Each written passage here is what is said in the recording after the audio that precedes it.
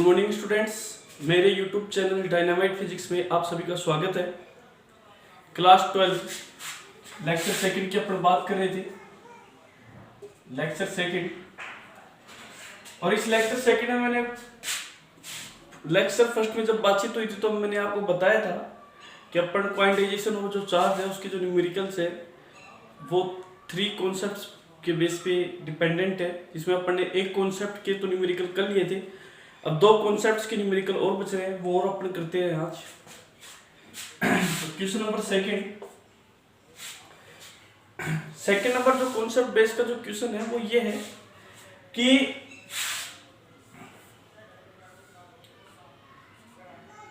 एक कप है और इस कप के अंदर H2 वाटर फिल हुआ है, जिसका जो वेट है वो है 250 ग्राम। कितना वेट है उसका?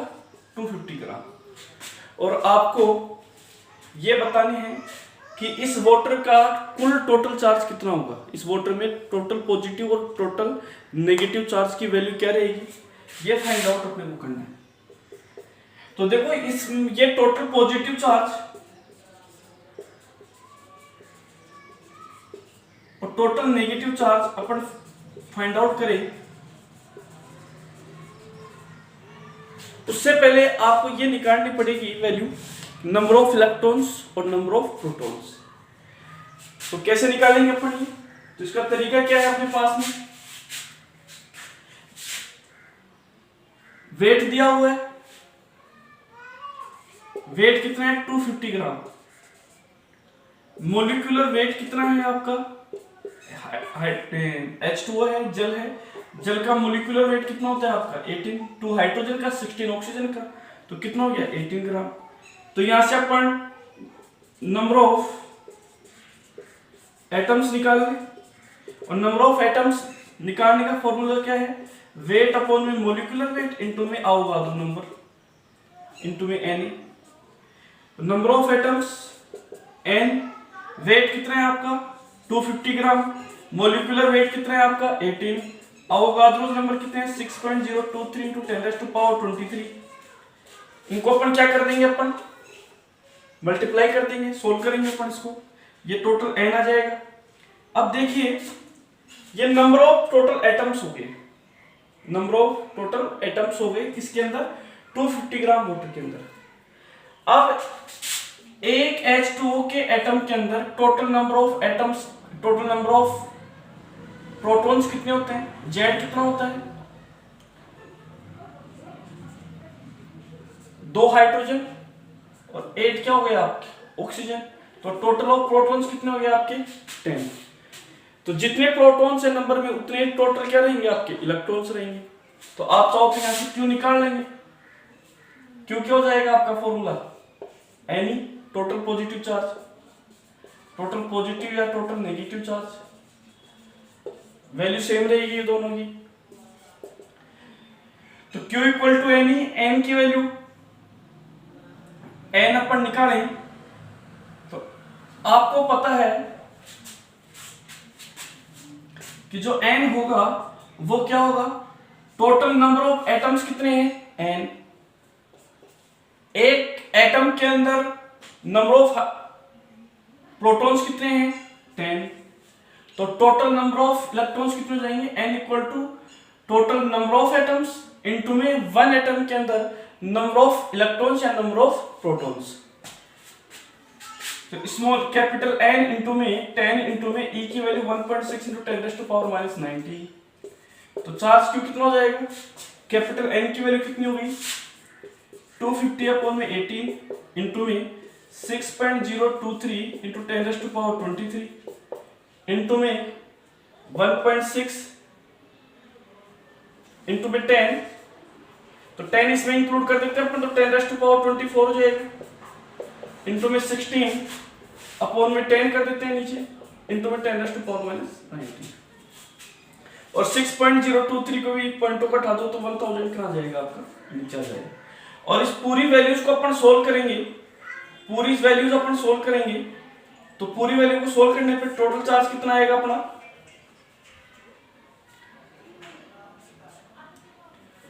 सोल्व कर लेते हैं अपन इसको पूरे को। तो Q इक्वल टू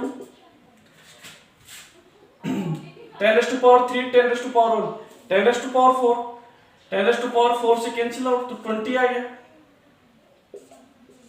15 25 अपॉन में 18 6023 10⁻21 और 10⁻⁻19। तो Q इक्वल टू कितना हो गया 25 इंटू में 6023 अपॉन में 18 10⁻21 और -19 तो कितना आ जाएगा 10⁻2 आ जाएगा। इस टोटल पूरे को अपन सोल्व कर लेंगे और टोटल पूरे को सोल्व करने पर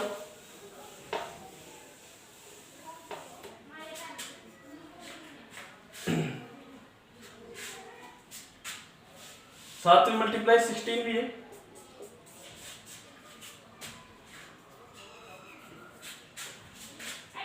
Q इक्वल टू 25 इंटू में 16 अपॉन में 18 इंटू में 6023 इंटू 10⁻²। इस टोटल पूरे को सोल्व करने पे जो आंसर आएगा अपना कैलकुलेशन कर लेना आप, ये आंसर मिलेगा आपको 1.34 इंटू 10⁻7।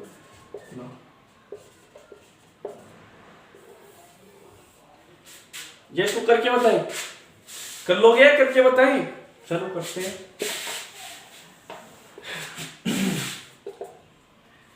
9 8 को अपन मल्टीप्लाई कर लेते हैं। 25 इंटू में 8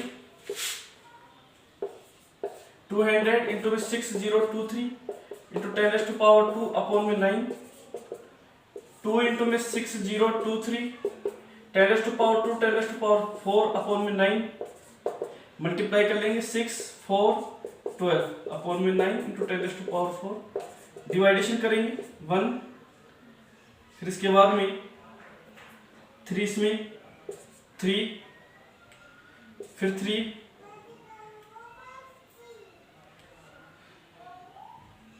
इसके बाद में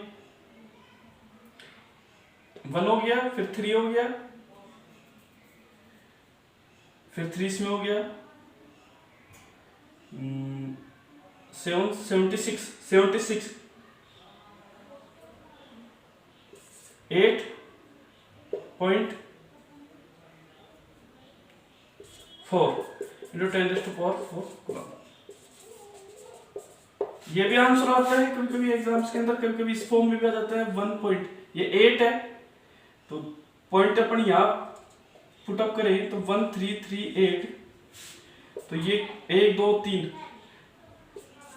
10⁻3 इधर काउंट हो जाएगी, कितनी हो जाएगी 10⁻7 तो 1.3 ये 3 है तो इसको 4 में कन्वर्ट कर देंगे 1.3 4 इंटू 10⁻7। ये आपका क्या जाएगा टोटल 4 हो जाएगा। एक कॉन्सेप्ट ये है,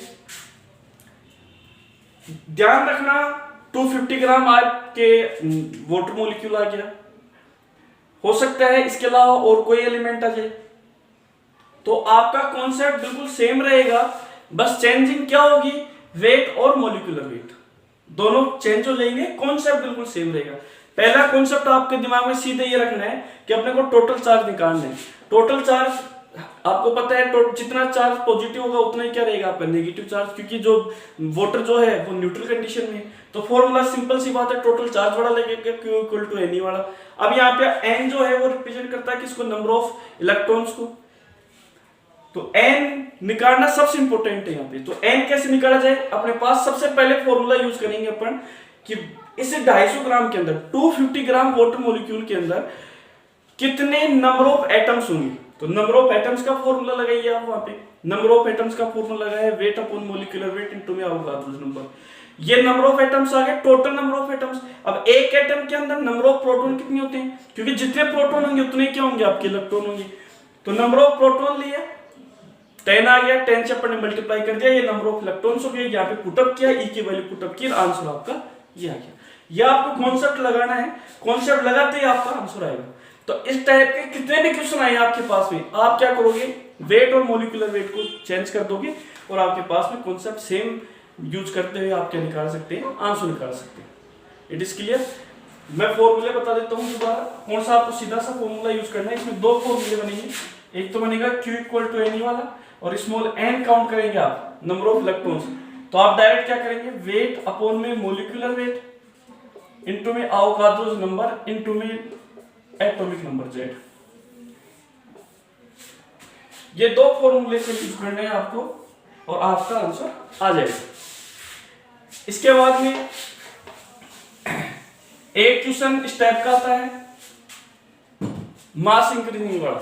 जैसे ये बॉडी है, एक बॉडी ये है, ये बॉडी ए है, ये बॉडी बी है। बॉडी ए और बॉडी बी में अपन ने फ्रिक्शन दोनों के अंदर रबिशिंग करवाई। रबिशिंग करवाने पे बॉडी ए से इलेक्ट्रॉन किस पे चले गए, बॉडी बी पे चले गए। तो बॉडी बी पे इलेक्ट्रॉन जाने पर इस बॉडी बी के मास में इंक्रीमेंट हो गया, वो हो गया 9.1 नैनोग्राम। इतना इंक्रीमेंट हो गया मास के अंदर। तो अब ये क्वेश्चन इस टाइप से पूछा जाता है कि कितने नंबर ऑफ इलेक्ट्रॉन ट्रांसफर हुए बॉडी बी पे। तो नंबर ऑफ इलेक्ट्रॉन्स की वैल्यू बतानी है, नंबर ऑफ इलेक्ट्रॉन्स, और सेकंड नंबर आपको बताना है टोटल चार्ज, और इसी में आपको बताना है साथ में चार्ज की जो नेचर है बॉडी पे वो कैसी रहेगी। यह आपका क्वेश्चन है, आपकी स्क्रीन पे आ गया। तो देखो भाई 9 नैनोग्राम इंक्रीमेंट हो रहा है मास के अंदर इसके में, तो आपका कॉन्सेप्ट कौन सा यूज करें इसके अंदर। तो भाई अपने पास एक कॉन्सेप्ट है Q इक्वल टू एन। ये कॉन्सेप्ट कौन सा है, क्वांटाइजेशन ऑफ चार्ज। मास से रिलेटेड क्वेश्चन आता है तो आपको हमेशा क्या करना है यूज के अंदर, क्वांटाइजेशन ऑफ मास। चार्ज की जगह क्या ले लेंगे अपन, क्वांटाइजेशन ऑफ मास। और मास का फॉर्मूला क्या बन जाएगा, क्वांटाइजेशन ऑफ मास का m equal to n into में स्मॉल m इंटू में। ये m ही क्या है, mass of electron. Same base का कॉन्सेप्ट काम मिलेगा इसके अंदर। अब यहां से आप चाहो तो m निकाल सकते हो। n कैसे निकालेंगे, कैपिटल M अपॉन में स्मॉल m। कैपिटल M कितना है 9.1, नैनो की वैल्यू 10⁻⁻⁹, ग्राम को किलोग्राम में बदलेंगे 10⁻⁻3। मास of electron, mass of electron कितना होता है 9.1 इंटू 10⁻31। ये होता है मास ऑफ इलेक्ट्रॉन। 9.1 से 9.1 cancel out, small n equal to -9 और -3 -12, 10⁻31 ऊपर जाएगा तो किसका हो जाएगा, प्लस का 10⁻12 इंटू में 10⁻+31। तो वैल्यू ऑफ n कितनी हो गई आपकी 9, 10⁻19।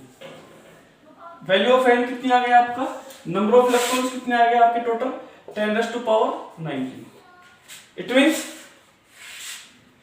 इलेक्ट्रॉन बॉडी ए से बॉडी बी पे जो गए हैं उनकी जो नंबरिंग है, टोटल जो वैल्यू है वो कितनी है 10⁻19। इतने इलेक्ट्रॉन पहुंचने पर इसके मास में 9.1 नैनोग्राम का इंक्रीमेंट होता है, इतनी वैल्यू का। अब यहां से आप चाहो तो टोटल चार्ज निकाल लो, Q equal to N, n की वैल्यू 10⁻19, 1.6 इंटू 10⁻⁻19। तो यहां से आपके पास में टोटल चार्ज कितना जाएगा, +19 से -19 कैंसिल आउट 1.6 कूलम। ये आपका आ गया टोटल चार्ज। अब ये पूछ रहा है कि नेचर क्या रहेगी बॉडी की, ऑब्जेक्ट की। इस बॉडी, इस ऑब्जेक्ट की आपको नेचर बतानी है। तो देखो भाई इलेक्ट्रॉन बॉडी ए से किस पे ट्रांसफर हुए, बॉडी बी पे। तो इलेक्ट्रॉन बॉडी बी पे आए, इलेक्ट्रॉन पे चार्ज कैसा होता है, नेगेटिव। तो बॉडी बी पर चार्ज कैसा होगा, नेगेटिव। तो बॉडी की नेचर कैसी रहेगी, नेगेटिव। तो अपन क्या कह सकते हैं कि ऑब्जेक्ट की जो नेचर होगी, ऑब्जेक्ट या बॉडी की, वो कैसी रहेगी, नेगेटिवली चार्ज।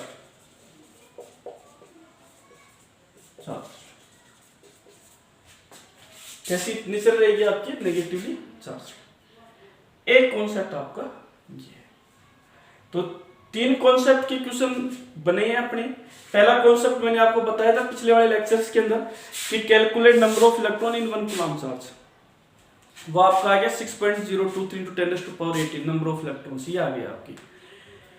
होता क्या है इसके अंदर कि जो नंबरिंग है वैल्यूज, जैसे 2 कूलम हो जाए, 3 कूलम हो जाए, इंक्रीमेंट हो जाए, तो कैसे बने टोटल चार्ज। आपको क्या करना है, 1 कूलम का माइंड में रखना है और क्या करना है आपको उससे क्या, जैसे 1 कूलम में 6.023 × 10⁻20 6.023 × 10⁻18 नंबर ऑफ इलेक्ट्रॉन्स होते हैं। तो 2 कूलम्ब्स की बात करेंगे तो 2 से क्या कर देंगे अपन उसको मल्टीप्लाई कर देंगे। लेकिन ये किस में करना है, सिर्फ कॉम्पिटिटिव एग्जाम्स के अंदर, ताकि कम टाइम के अंदर आप उसको कवर कर सको। लेकिन सीबीएसई या आरबीएसई बोर्ड्स के अंदर आपको क्या करना है, पूरा ही आपको सोल्व करना है, Q = NE वाला फॉर्मूला काम मिलेगी। इसके बाद के अंदर सेकंड कॉन्सेप्ट पे अपने बात की। सेकंड कॉन्सेप्ट मैंने आपको बताया था कि मॉलिक्यूलर वेट और वेट पर डिपेंडेंट क्वेश्चंस आते हैं। जैसे एक कप लिया, उस कप के अंदर वाटर फिल कर दिया, वाटर का वेट है आपका 250 ग्राम, तो कैलकुलेट कीजिए total positive and total negative charge. तो टोटल पॉजिटिव और टोटल नेगेटिव चार्ज कैलकुलेट करने के लिए आपने फिर क्या लगाया, वही Q = NE वाला फॉर्मूला। अब n नंबर ऑफ इलेक्ट्रॉन्स को रिप्रेजेंट करता है, 250 ग्राम के अंदर अपने को नंबर ऑफ इलेक्ट्रॉन्स कैलकुलेट करने। नंबर ऑफ इलेक्ट्रॉन्स मान लो या नंबर ऑफ प्रोटॉन्स मान लो आप, वो अपने को क्या करने हैं, आपको कैलकुलेट करने। सेकंड कॉन्सेप्ट कंप्लीट हुआ। अब थर्ड कॉन्सेप्ट जो आया, वो थर्ड कॉन्सेप्ट के अकॉर्डिंग क्या है कि इलेक्ट्रॉन्स एक बॉडी से दूसरी बॉडी पे ट्रांसफर हो रहे हैं, और दूसरी बॉडी पे जब इलेक्ट्रॉन्स पहुंच रहे हैं तो उसके वेट के अंदर इंक्रीमेंट हो रहा है। मतलब बॉडी का जो मास है वो इंक्रीज हो रहा है, और इंक्रीज होकर कितना हुआ, 9.1 नैनोग्राम। यह जरूरी नहीं 9.1 नैनोग्राम ही, कुछ भी हो सकता है, कितना भी मास इंक्रीमेंट हो सकता है, लेकिन कॉन्सेप्ट आपको यही काम मिल लेना है। तो आपको क्या करना है, Q = NE वाला फॉर्मूला जैसे होता है क्वांटाइजेशन ऑफ चार्ज, ऐसे आप क्वांटाइजेशन ऑफ मास वाला फॉर्मूला यूज कर लो। m = m × m, जैसे ये एलिमेंट्री चार्ज पार्टिकल है, इसी